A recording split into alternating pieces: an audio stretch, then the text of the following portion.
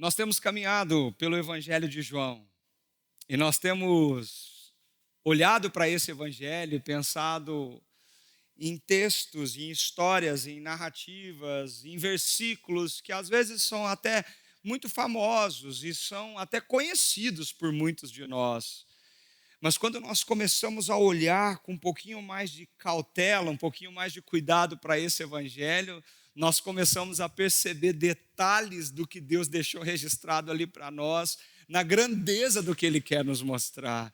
Nós começamos no prólogo de João, no capítulo 1, quando nós vimos a essência do que vai ser contado ali. É Ele, é o Verbo que se fez carne, que habitou entre nós. Ele é o centro dessa história. Ele que estava na criação. Ele que criou todas as coisas. Ele que se esvaziou da sua glória e veio habitar entre nós.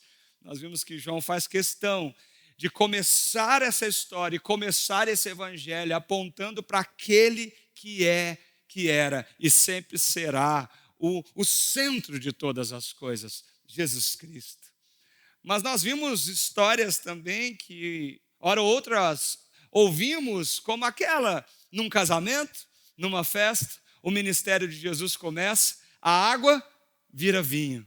Ao mesmo tempo que uma lição sobre a purificação é pregada visivelmente ali, nós vemos um grande milagre que nenhum de nós aqui já presenciou, começando o ministério do Cristo, do Messias, ainda tímido, expresso dentro de um núcleo familiar, mas já colocando o reino de Deus presente entre todos aqueles que estão perto dele. Ele chamou os seus discípulos, ele constrangeu com seu amor, com seu olhar, com a sua compaixão, com a sua graça.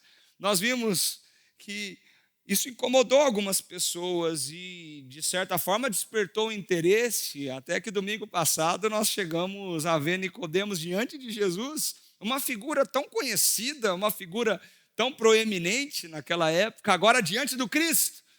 Um mestre, um rabi, ele queria entender o que estava acontecendo ali, o que significa isso? O senhor só pode falar de Deus, porque ninguém que não seja da parte de Deus não faz o que o senhor faz, não fala o que o senhor fala.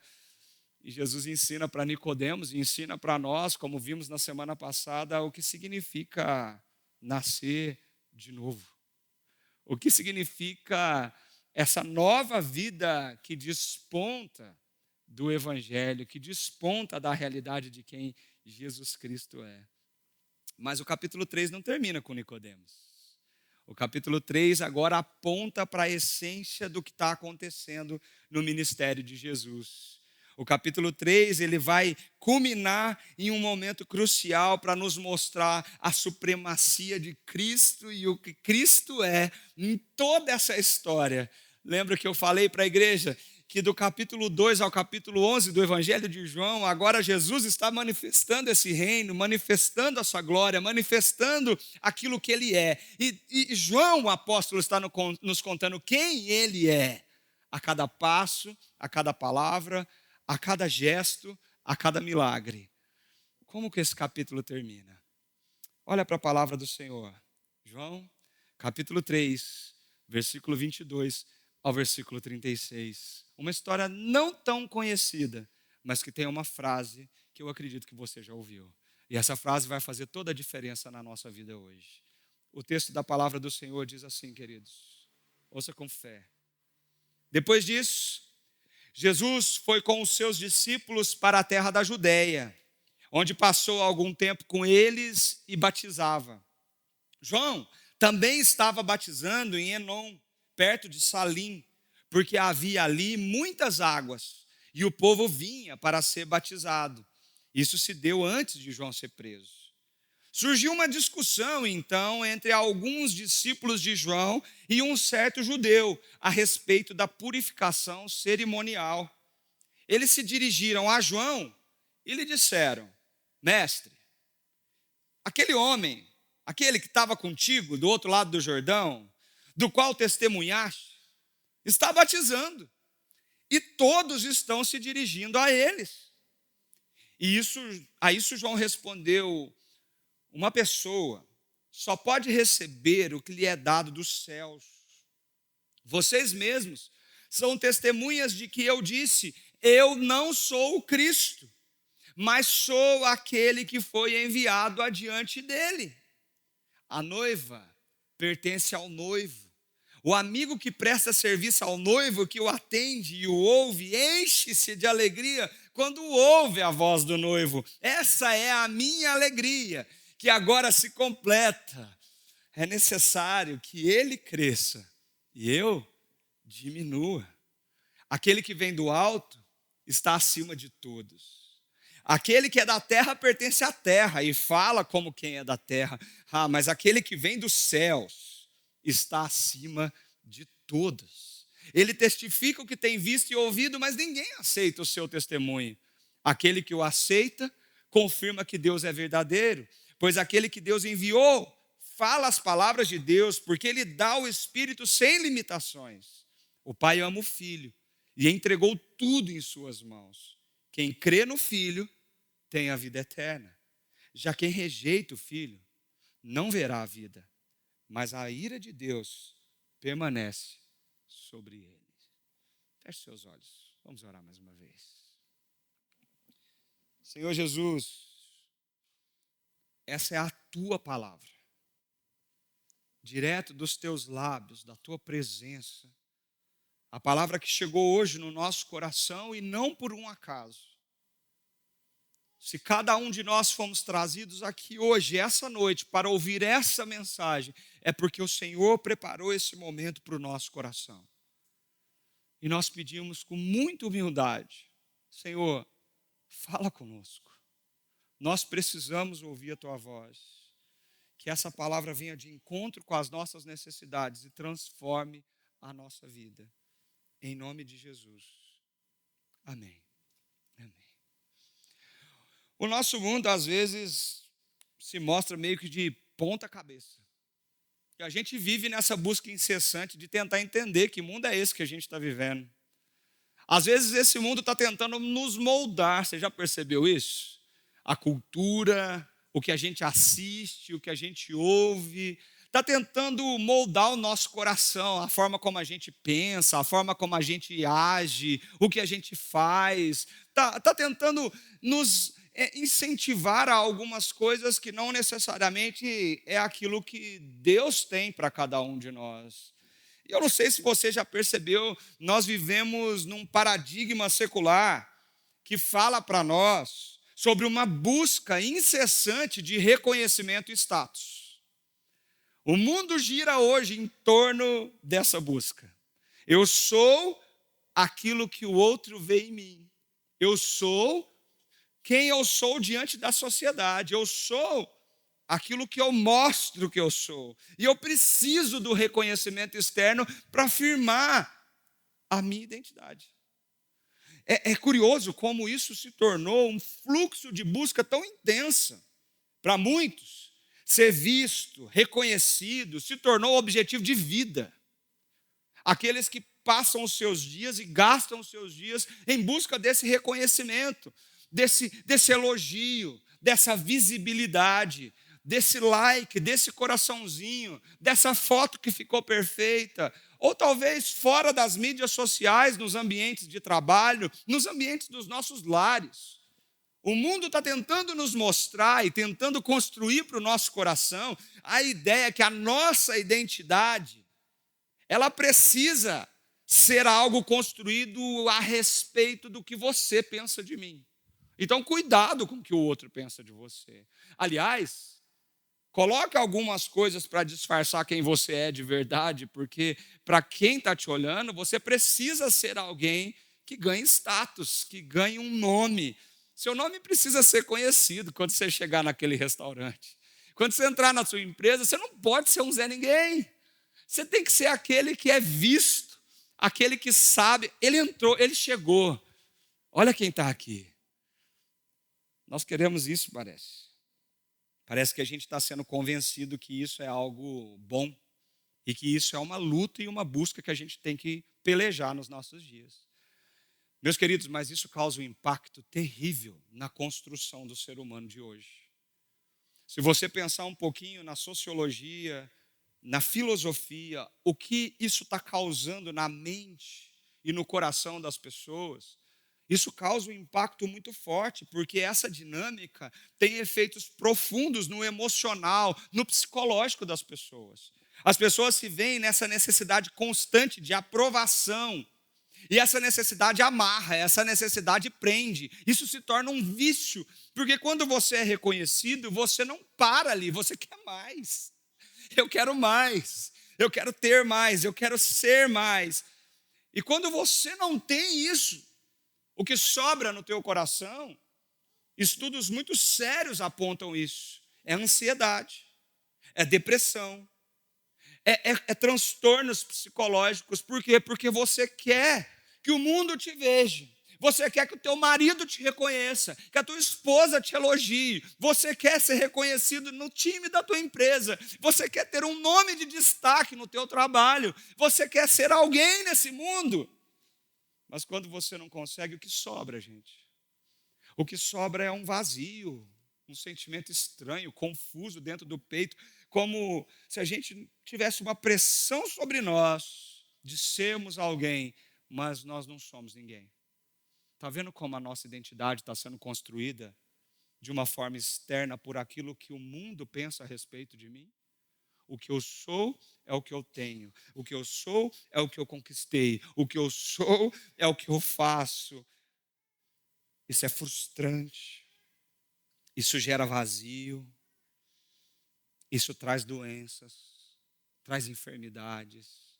As nossas crianças têm sofrido, porque elas são pressionadas a serem crianças como o YouTube está contando para elas que elas devem ser. Mas elas não conseguem ser o que o YouTube conta para elas que elas devem ser. E o que sobra no coraçãozinho delas? Ansiedade. O que sobra no coraçãozinho delas? Tristeza. Os nossos adolescentes têm sofrido com isso, porque o mundo está pintando um cenário de que eles podem ser isso ou aquilo, mas a realidade da vida é diferente. Quando você se depara com a foto do Instagram e o que você vive no seu dia a dia, você pode até estar bonita na selfie, mas você chora debaixo do chuveiro, porque você sabe que talvez os parâmetros e os padrões eles não batem, você não está alcançando aquilo que está sendo colocado para você. Os jovens sofrem com isso. Os adultos sofrem com isso. O mercado de trabalho nunca teve tantos casos de estafa emocional, de burnout, das síndromes que estão emergindo, novas, no emocional das pessoas, que tentam se enquadrar a padrões que não são reais, mas que estão sendo pressionadas a colocar a sua identidade dentro desse padrão secularizado e muito, muito perigoso. É um problema que nós enfrentamos, queridos. E quando nós olhamos para o Evangelho oferece uma via de volta, de resgate, um caminho de redenção. Quando nós olhamos para o Evangelho, ele nos aponta para qual é a maneira, o caminho para voltar de tudo isso e não se deixar moldar por essa busca incessante, pela visibilidade, pelo reconhecimento. O caminho do resgate de uma identidade que é autêntica, porque ela não se baseia no que o externo mostra, nem no que o outro pensa, mas é uma identidade baseada naquilo que Deus é e que eu sou a partir do que Deus é.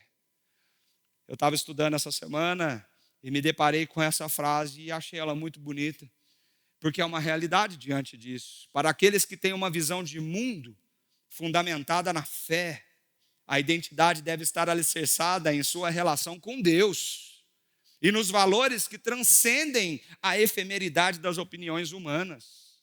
A nossa identidade não pode ser construída diante do que o mundo pensa de mim, mas a nossa identidade tem que ser construída naquele que é eterno e no nosso relacionamento com Ele. Quando eu olho para esse texto, queridos, esse texto responde uma pergunta que é colocada diante de nós, diante desse problema que é real e latente hoje. Como lidar com o nosso coração, então? Que está sofrendo essa pressão e está tentando ser moldado para dizer: você é aquilo que você faz, você é aquilo que você tem, você é aquilo que o povo pensa de você, você é aquilo que as pessoas acreditam que você é. Cuidado com o que as pessoas pensam de você.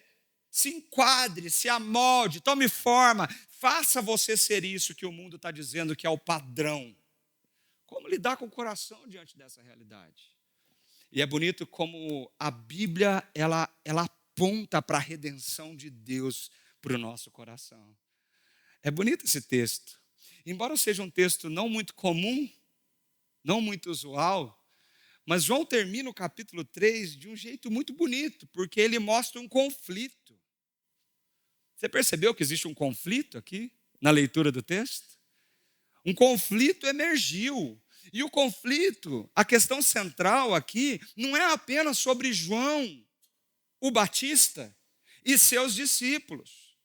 Esse texto, ele nos expõe um problema profundo do coração humano, que é a dificuldade de abrir mão do controle e deixar Cristo crescer. A dificuldade de você deixar de controlar todas as coisas, diminuir a ponto que Cristo seja tudo na sua vida. Esse texto é lindo, porque ele vai tratar coisas profundas na nossa alma. Deus está nos ensinando que o nosso valor não está no reconhecimento, mas está na fidelidade. O nosso valor não é o que os outros pensam, a multidão que se acumula ao meu redor, quantos amigos que eu tenho, quanto eu sou popular, quantos me conhecem. Não. O meu valor está na fidelidade do meu relacionamento com o Senhor. Isso é o meu valor, isso é a minha identidade. Esse texto nos mostra que Deus está expondo o nosso orgulho e esse desejo de autopromoção que está latente, que está presente no ser humano. Esse orgulho, esse Deus falso dentro de nós, que precisa tanto ser destronado da nossa vida, é exposto nesse texto. Esse texto nos mostra a verdadeira alegria de um discípulo. Não é as bênçãos que Deus derrama sobre nós, queridos, isso é consequência, e elas virão. A verdadeira alegria está em ver Cristo exaltado na nossa vida e nos nossos dias. Como que esse texto aponta isso para nós? Eu quero convidar você a olhar para esse texto e entender em 3 movimentos muito simples como esse texto nos ensina a respeito de tudo isso. Começando entendendo o ministério de Jesus e o conflito que surgiu ali entre aqueles homens. Vamos voltar para o texto. Olha para a sua Bíblia.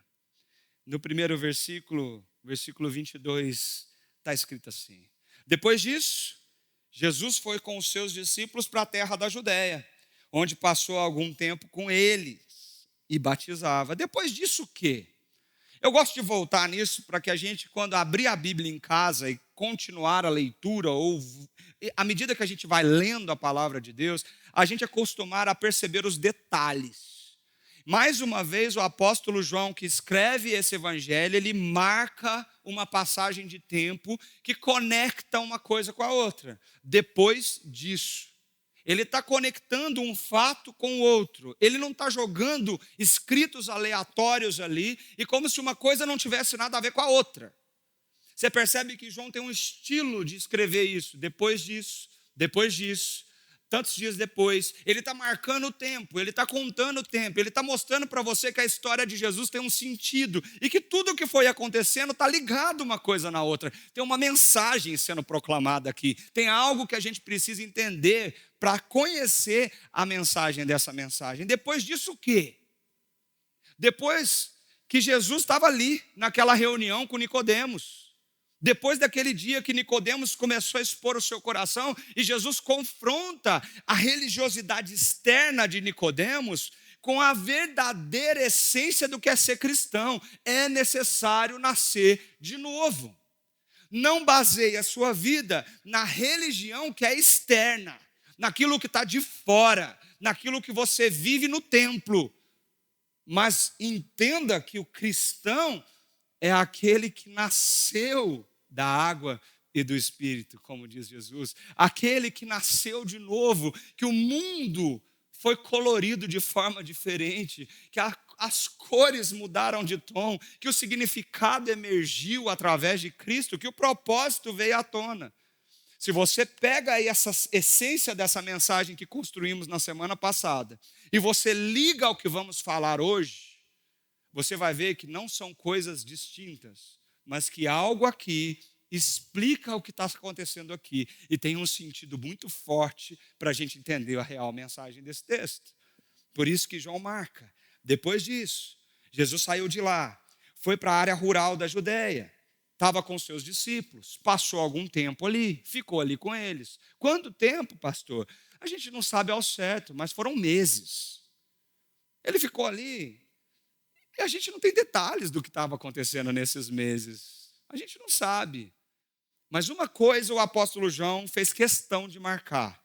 Enquanto ele estava ali, ele batizava. Você prestou atenção nessa palavra?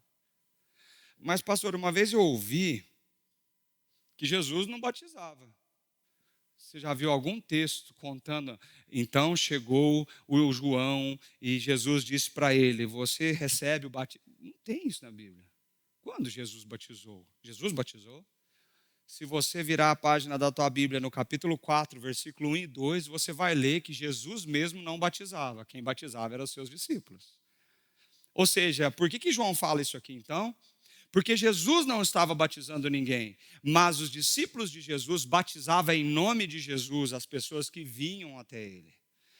É importante pensarmos nisso. É importante entendermos isso. Porque essa é a razão que emerge o conflito. Do outro lado do rio, Jesus, os seus discípulos e o povo chegando.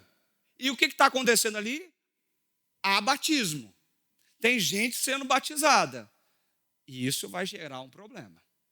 Se a gente continua o texto, João, o apóstolo, faz questão de marcar esses detalhes e dizer assim, João, o Batista, também estava batizando em Enom, perto de Salim, porque ali havia muitas águas e o povo vinha para ser batizado. Olha que os detalhes que João está colocando aqui. Ele faz questão até de marcar isso. Isso se deu antes de João ser preso, porque não faria sentido. Se João tivesse preso, João não estaria batizando. O que o apóstolo está nos contando? Mesmo depois que o Cristo foi revelado, mesmo que depois do seu batismo, onde João Batista disse, olha o Cordeiro de Deus que tira o pecado do mundo. Mesmo depois que tudo isso aconteceu, João apontou para o Cristo, ele chamou os seus discípulos, mas o povo ainda continuava vindo até João. E chegava para João e pedia para ser batizado. Chegava até João Batista e falava de novo, eu preciso disso para a minha vida. As multidões continuavam chegando. As multidões queriam entender o que estava acontecendo. João continuou exercendo o seu ministério. João continuou fazendo o que ele sempre fez. Percebe o conflito armado? O cenário está pronto. Basta um ser humaninho com coração peludo entrar no meio ali e fazer o que ele tem que fazer. Jesus batizando de um lado, João batizando do outro. O apóstolo João nos conta que o cenário está armado. Mas tem uma coisa aqui que é muito importante a gente pensar antes de prosseguir. João Batista teve um ministério muito poderoso, queridos. Um ministério tão poderoso porque ele foi um único escolhido de Deus para fazer algo que nenhum outro fez. João foi prometido há mais de 800 anos atrás do seu nascimento como aquele que seria o precursor do Messias. Aquele que levantaria para ser a voz que clama no deserto. Aquele que levantaria para dizer, o reino chegou, o Messias chegou. Então prepare o seu coração, abra o seu coração, abra-se para um caminho diferente de vida, converta-se desses caminhos tortos e decisões erradas de vocês, se batizem em arrependimento, para que Ele ministre sobre vocês o Espírito Santo, como prometido lá em Joel, como prometido nos antigos profetas. João foi um homem com um ministério maravilhoso, único, a ponto de Jesus chegar e falar assim, não havia entre os nascidos de mulher homem tão grande quanto João Batista. Pensa naquela mesa lá no dia que todo mundo sentou e João se encontrou, aqui estava Abraão, aqui estava Noé, do lado de cá estava Jó, Senta naquela mesa, chega aquele homem com a roupa estranha. Apesar que no céu talvez ele já estava cheirosinho, né? Já não estava mais fedido. Que gostava de comer grilo, mel, vivia no deserto, os pés rachados, de tanto caminhar naquela areia. E ele senta. E Jesus declara: não houve homem maior nascido de mulher que João Batista. Mas o ministério dele durou tão pouco. Porque ele começou a proclamar, começou a batizar, começou a ministrar esse batismo que é diferente do batismo ministrado por Jesus. O batismo de João é um batismo de arrependimento, é um batismo de conversão, é um batismo de preparo. E ele começa a fazer isso e o Cristo chega, a missão dele acaba. Ele não consegue, não dá tempo de montar uma mega church, não dá tempo de pintar as paredes de preto, não dá tempo de colocar uma baita de uma banda tocando lá em cima do palco. Não dá tempo. Não deu tempo, gente. Jesus chegou, o ministério dele acabou, durou meses. João teve um ministério poderosíssimo. Ele sabia coisas no seu coração que vinham de Deus. João, ele escolheu o deserto para a vida dele. Você já parou para pensar nisso? Essa semana eu fui grandemente impactado com essa realidade. João Batista escolheu o deserto para a sua vida porque ele sabia que a vocação dele estava ali. João Batista sabia que esse era o lugar da vocação de Deus para ele, do seu ministério. João renunciou coisas. João era filho de um sacerdote. João era da tribo de Levi. João era alguém que tinha o seu futuro já desenhado. João já tinha a reserva da faculdade paga. João já sabia para onde ia. João simplesmente precisava crescer, ser treinado, vestir as vestes sacerdotais e começar a ministrar no templo. Ele comeria do melhor da religião. Ele beberia do melhor da religião. Ele viveria uma vida de luxo que a religião judaica oferecesse para ele. Mas João entendeu que a vida dele não era essa. João trocou as vestes sacerdotais que o aguardavam pela roupa do animal. Simples, desconfortável, talvez até cheirando mal. João trocou os banquetes do templo e da religião pela simplicidade das comidas do deserto. Grilos, insetos e mel. João trocou tudo que havia preparado para ele como herança da tribo de Levi, por viver o chamado de Deus para a sua história e viver o único ministério de precursor do Messias, dizendo: ele chegou. E se ele chegou, o que importa é que ele cresça e eu diminua. João sabia o seu lugar. João tinha a sua identidade construída não naquilo que o aguardava da religião, do templo, do luxo, da cultura, do fluxo da vida de alguém que herdaria isso. João escolheu o deserto porque ele sabia que a vocação de Deus exigiria dele a renúncia de tudo. De tudo. Eu pergunto para você: onde está sendo construída a tua identidade? Será que você não tem essa crise quando chega em casa e se pensa consigo mesmo, se a sua identidade não está sendo construída em coisas externas e aparentes, ao invés do deserto que Deus está nos chamando para viver? E não, o deserto não é aquele lugar de aflição, de tribulação, de problema somente. O deserto é um lugar onde as distrações elas são apagadas e nós podemos olhar somente para Deus. Deserto é esse lugar da missão, deserto é o lugar da vocação, deserto é o lugar da renúncia. Deserto é quando você entende que sim, para ganhar eu preciso perder. Para ser o maior eu tenho que servir e ser o menor. Para ir para o deserto, você tem que entender que os princípios do reino são invertidos e contraculturais. E você abre mão de tudo que esse mundo tem para te oferecer, para que ele cresça e e você seja um instrumento nas mãos dele. A sua identidade está sendo construída onde, querido? É no dinheiro que você tem? É na carreira que você está construindo? É no nome que está explodindo? É no nome aparente da empresa? É nos avanços? Onde? Será que hoje Deus não está trazendo você aqui para que você seja constrangido pelo Evangelho, não pelo pastor, pelo Evangelho, a pensar onde você tem construído a sua identidade? Se você optou pelo deserto como vocação e um lugar onde as distrações não tirem teu foco. João Batista tinha esse grande senso de propósito e ele persistiu nele, mas o problema estava armado. Surgiu uma discussão entre alguns discípulos de João e um certo judeu, provavelmente alguém que estava ali perto de Jesus, a respeito dessa purificação cerimonial. E olha o que eles disseram para João, o Batista. Mestre, sabe aquele homem?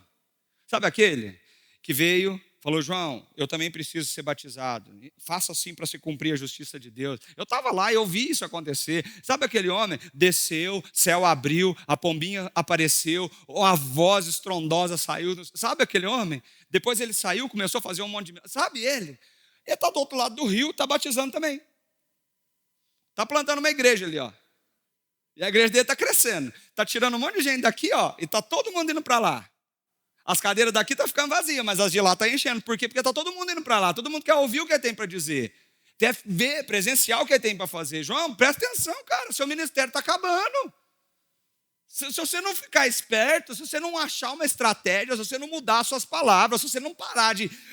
para com esse negócio de arrependei-vos, para com esse negócio de converta, fala alguma coisa que amacia o ego do pessoal, porque senão você vai perder a sua igreja. É claro que eles não falaram isso, mas vocês percebem que nas palavras, nas poucas palavras desses discípulos, eles estão cheios de ciúme, de ira. Que eles estão estranhos em relação a Jesus atrair uma multidão, e agora até os discípulos de João Batista estão caminhando para aquele lugar. Eles não parecem estar muito satisfeitos com o fato de João ter dado o testemunho de Jesus, porque eles queriam que a igreja de João Batista crescesse. Eles queriam ser grandes, eles queriam ser conhecidos. Seria isso a salvação da vida deles. Eles lançam mão de uma figura de linguagem forte quando eles falam assim: todos estão se dirigindo a ele. Chama hipérbole. Quando a gente usa uma expressão exagera, a gente tem que tomar cuidado com isso, porque a gente tem uma mania de usar hipérbole para tudo. Olha, está todo mundo falando isso de você. Está nada, é uma pessoa que comentou e você está falando que é todo mundo.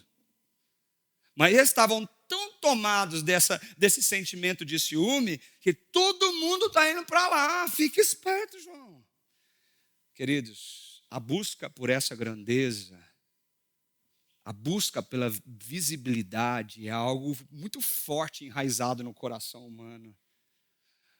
E sabe o que é bonito quando a gente olha para esse texto? E a resposta que João Batista dá para os seus discípulos é que a gente começa a perceber que Deus define grandeza de uma maneira completamente diferente. Os parâmetros de grandeza do reino e de Deus, eles não são de números de seguidores, não são de status, não são do que o povo está falando, do que o governo está achando. O senso de grandeza do reino de Deus se define na obediência, na fidelidade, na disposição em servir, na disposição em amar, na transformação de vida. Não foi isso que Jesus falou para Nicodemos? Do que adianta ser religioso se a sua vida não está sendo transformada? Do que adianta frequentar a religião sempre, toda semana, se você continua o mesmo? Se tudo é fachada, se tudo é externo? Ser grande no reino de Deus é entender que nós não somos nada, mas Ele é tudo. E onde a gente vê isso? No segundo movimento. Quando a gente entende a expressão da humildade de João Batista e a renúncia da sua glória. João tinha consciência disso, mas os seus discípulos não tinham entendido ainda. João tinha consciência de quem ele era, de quem Jesus era. A sua identidade estava calcada nisso, mas os discípulos dele não.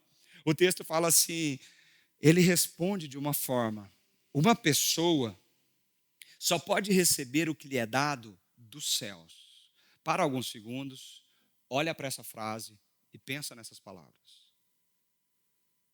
Uma pessoa só pode receber o que lhe é dado dos céus.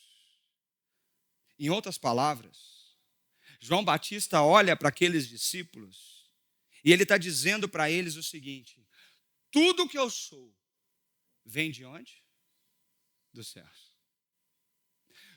Toda a minha identidade está sendo construída onde?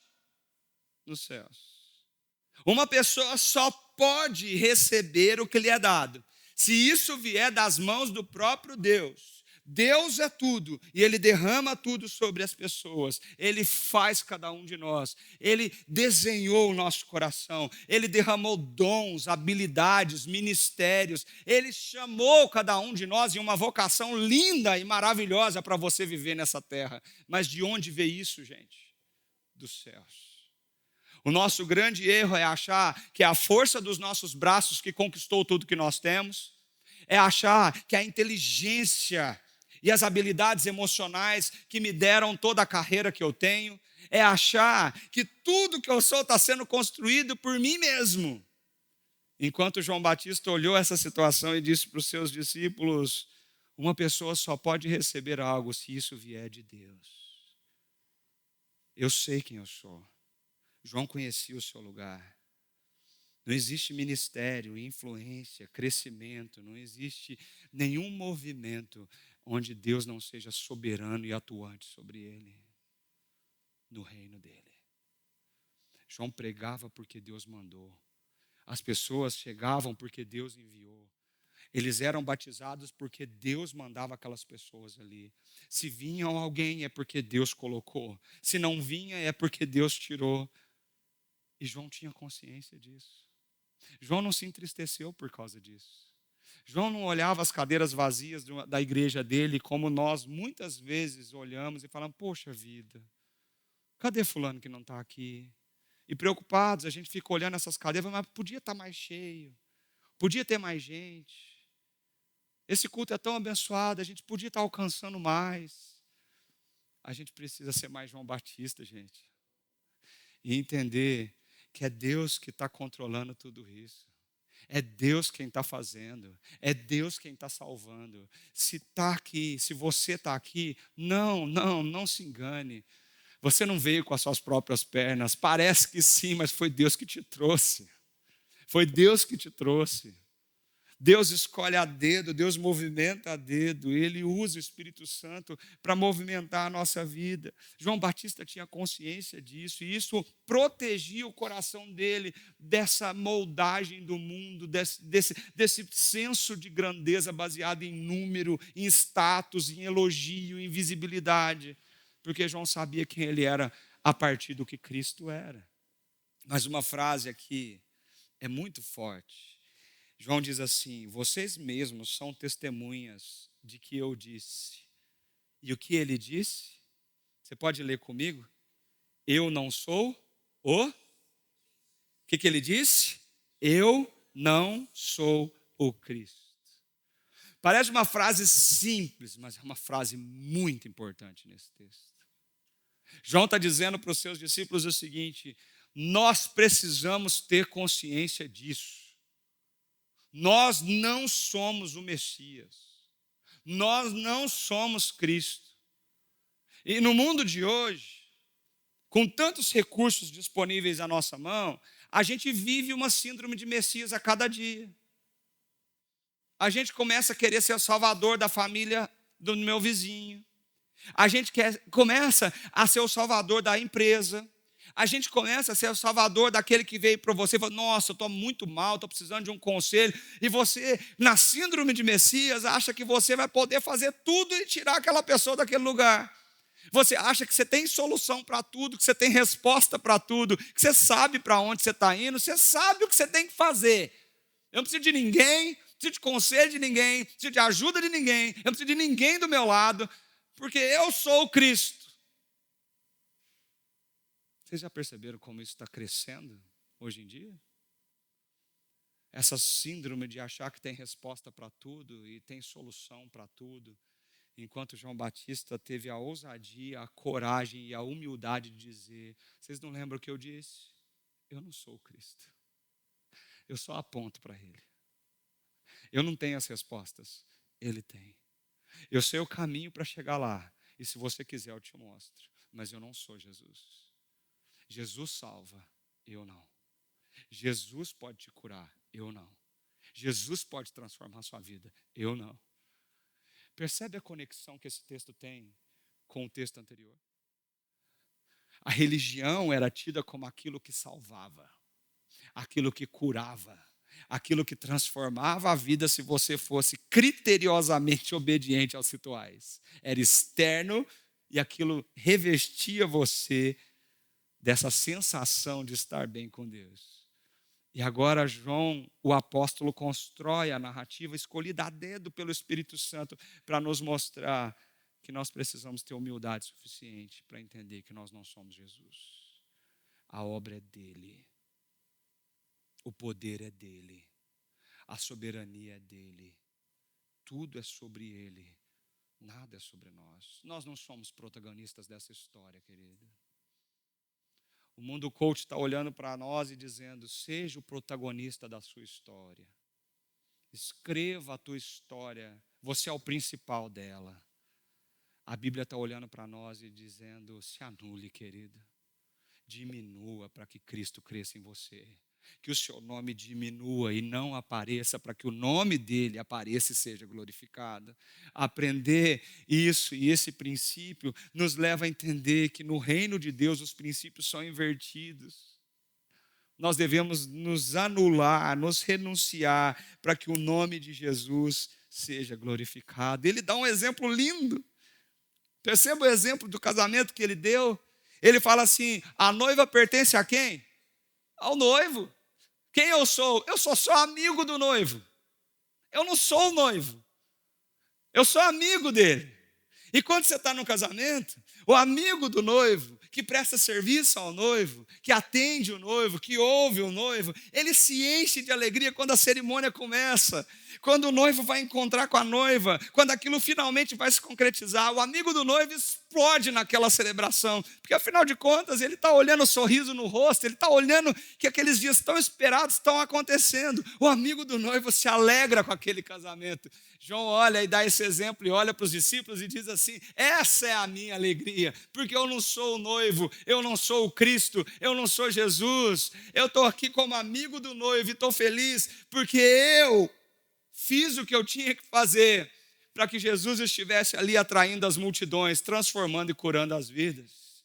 Ele diz: é necessário que ele cresça e eu... meus irmãos, como isso é contraditório ao fluxo cultural do nosso tempo.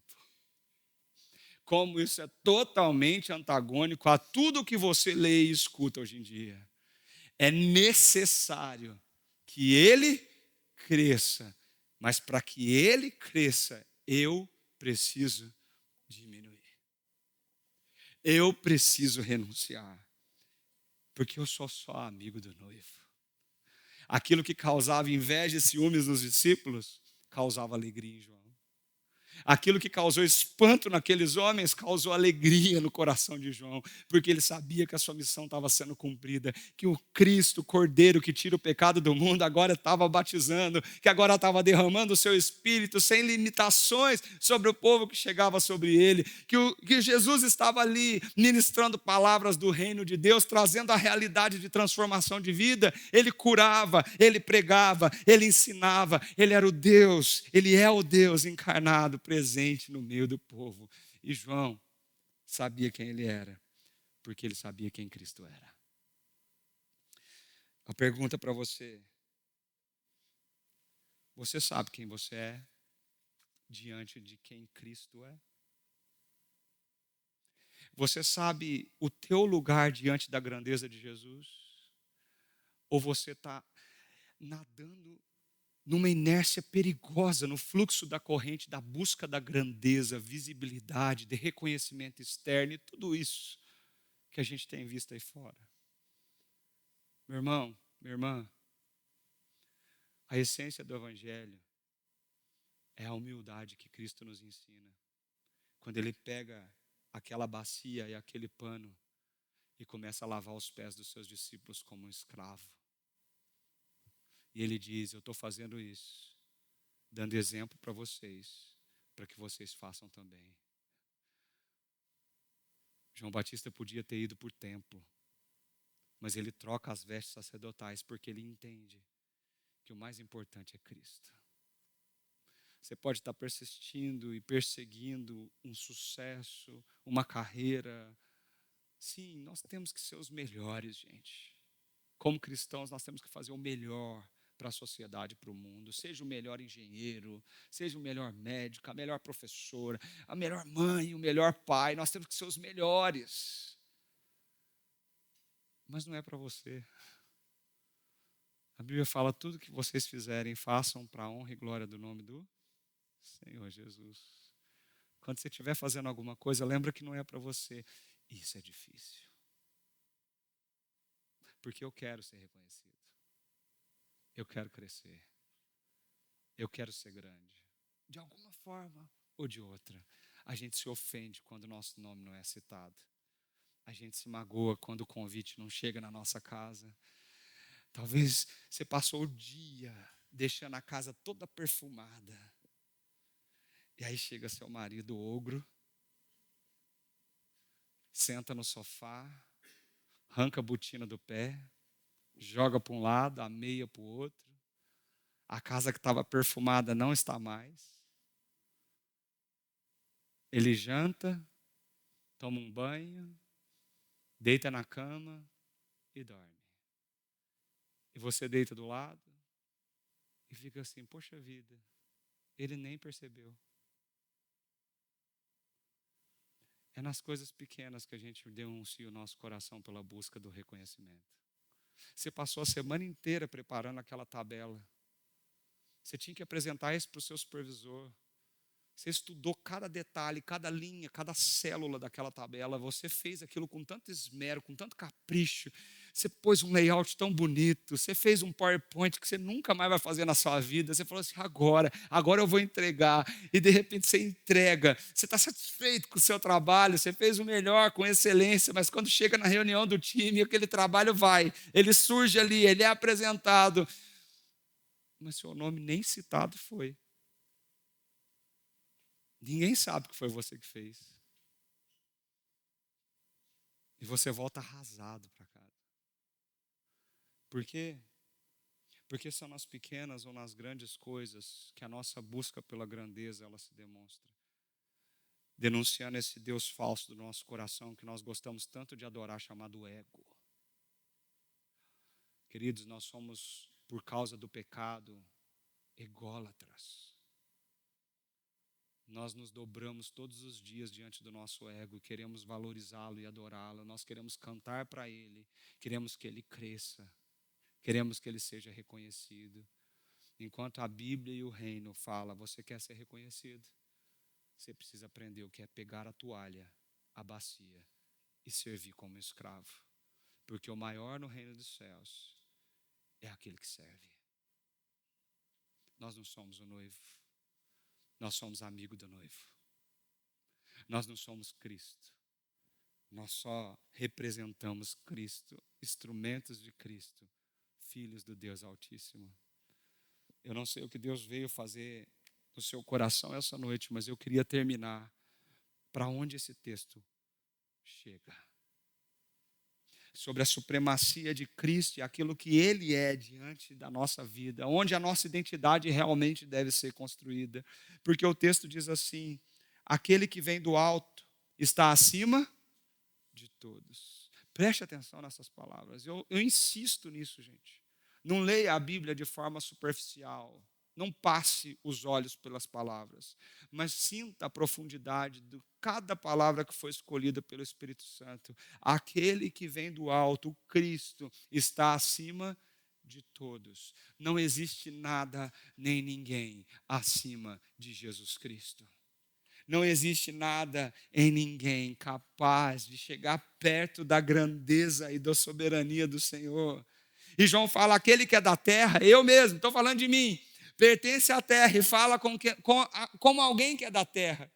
João estava falando, as minhas palavras são transitórias, são pequenas, são limitadas, são falhas. O meu ministério é pequeno, o meu ministério é falho, o meu ministério é transitório, mas aquele que vem dos céus está acima de todos. Querido, você pode ser uma pessoa maravilhosa onde você trabalha. Você pode ser um excelente profissional, mas não confunda as coisas. Você só está lá porque Deus te colocou lá. Você só está naquele lugar porque Deus está te guiando, te conduzindo e te abençoando. Na simplicidade do seu dia a dia, ou na complexidade do teu trabalho, Deus está acima de todas as coisas, governando soberanamente sobre nós. Confia nele. João Batista confiava nele. João Batista não sofreu porque a identidade dele era de confiança naquele que governava todas as coisas. Se você tiver cabelo, não é o meu caso, não se descabele, não. Você está preocupado demais, ansioso demais. Você está gastando tempo demais pensando que as coisas que estão sendo construídas é pela sua força, pelo seu esforço. Você não consegue dormir, sabe por quê? Porque você está achando que é você que dirige seus dias. Você não consegue ter paz, sabe por quê? Porque você acha que é pelo seu esforço que você está construindo o seu castelo. Você não consegue ser feliz, ser satisfeito com o que você tem, sabe por quê? Porque você insiste em desenhar a tua identidade no que as pessoas pensam a seu respeito, no reconhecimento e na visibilidade. Esse texto está mostrando algo lindo para a gente. Gente, não confunda as coisas. Nós temos um ministério, uma vocação, uma profissão, habilidades, dons aqui na terra.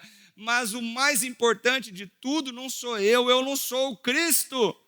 O mais importante é Ele. E o que importa é que eu diminua para que Ele cresça todos os dias da minha vida. Que o meu nome seja esquecido, mas que o nome dEle seja lembrado. Que eu nunca apareça, mas que Ele venha reinar sobre aqueles que precisam alcançá-los. Tantos para serem alcançados.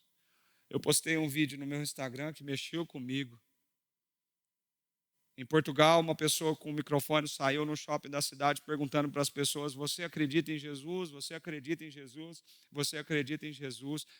E as pessoas olhavam com estranheza para aquele jovem e falavam: não. Numa convicção e numa certeza que doeu.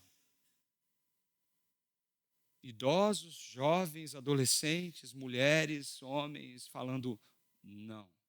Você acredita em Jesus? Não. Não. Tem muitos para serem alcançados, queridos. Tem muita gente que está precisando da graça do Senhor. Tem muita gente perdido na construção de uma identidade baseada na grandeza, na visibilidade e na cultura. Mas Deus está te chamando para mudar essa história. Como? A começar em nós. Tem que começar aqui dentro. E o primeiro passo é dizer que Ele cresça e eu diminua. Que Ele cresça e eu diminua. João termina essa narrativa de um jeito surpreendente. Porque o último versículo que nós lemos, ele volta no versículo 20 e 21, que nós falamos semana passada. É um reverberar daquilo. E ele fala: o Pai ama o Filho e entregou tudo em suas mãos. Quem crê no Filho tem a vida eterna. Já quem rejeita o Filho não verá a vida, não verá o reino, não verá o Messias, não reconhecerá a Cristo, mas viverá no paradigma da grandeza. E a ira de Deus permanece sobre ele. O que vai acontecer com ele, pastor? A ira de Deus vai ter doença, vai... Sabe o que Romanos fala que é a ira de Deus, queridos? Romanos está escrito que a ira de Deus se manifesta do céu sobre todos aqueles que rejeitaram, excluíram e anularam a Deus em seu coração e na sua vida. Que andam aí tateando no escuro, sem entender o reino e Deus e Jesus. A ira de Deus é Deus entregando o ser humano aos desejos do seu próprio coração, entregando o ser humano a si mesmo e deixando que o ser humano se autodestrua na busca da grandeza, da visibilidade, do sucesso, do dinheiro, do prazer e do poder. Essa é a ira de Deus. Olha para o mundo. Quem crê em Jesus tem os olhos abertos e enxerga o reino. Quem rejeita o Filho não vê isso, mas a ira de Deus já está sobre ele. Curioso como João resolve fechar esse capítulo. Curioso perceber que tudo começou no templo, quando Jesus pegou o chicote e virou as mesas para mostrar que a religião externa não vale nada se o coração não estiver transformado. Quando Nicodemos, um grande mestre da lei, não entendeu nada e foi confrontado por Cristo para que ele precisasse nascer de novo e ser transformado pela realidade do Senhor. E ele termina o capítulo 3 dizendo: eu insisto, gente, eu insisto. Vocês precisam parar de olhar para si mesmo, crer em Jesus, confiar nele, para que vocês tenham vida eterna e vejam o reino. Para onde você está indo, querido? Onde você está construindo a sua identidade? Eu creio profundamente que Deus não te trouxe aqui à toa. E se você está aqui, é porque Ele tinha que falar isso no teu coração. Mas o que você vai responder a Ele é fundamental nesse momento. Eu queria convidar você a fechar os seus olhos.